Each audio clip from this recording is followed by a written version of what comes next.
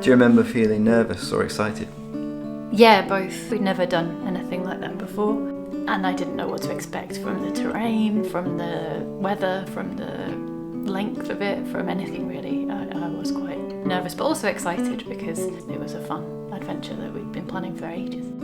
We'd never done anything like that before, never walked as far as that before, never carried all our stuff before like that. I don't think we would have had the confidence to just go and do that on our own. I don't think we ever would have just packed our bags and gone to Sweden and headed off to the wilderness for 5 days. I think doing it as a group, as an organised event, was really good to give us the confidence to do it. I absolutely had no idea how impactful it was going to be on our lives. It wasn't how hard it was or the weather or the terrain. It was how it just reset our lives.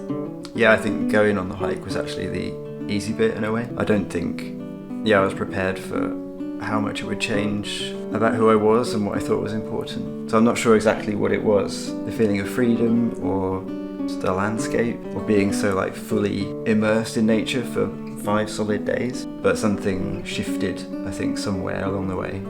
And I remember thinking that this is what mattered and this is what I wanted to do. That was the first time we'd ever carried everything we needed on our backs, and I really remember feeling like you needed so little to have so much. Yeah, it's about stripping away stuff that you don't need, isn't it?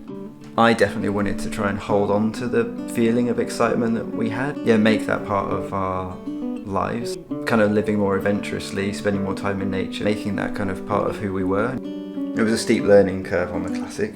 I think we picked up a lot whilst we were there about how to be in the outdoors and how to enjoy the outdoors in a different way. We were just really inspired to do more things like that, weren't we? And also to keep learning as well. Yeah, we threw ourselves into learning about nature, about the outdoors, about wilderness skills. I think one of the good things about the Classic as well was that it gave us a lot, and I feel like we then wanted to give that to other people as well. We wanted to share that experience with other people. The Classic was the first time I remember feeling fully connected to nature, and I definitely wanted to share that with people. So I think from that moment on, spending time outside became a priority for us, and it sort of filtered into everything we did, and gradually we changed the way we worked and focused on learning about nature, and we went on as many adventures as we could. Yeah, and when we had our son, Benji, we made sure that being in nature was still central to our lives as a family.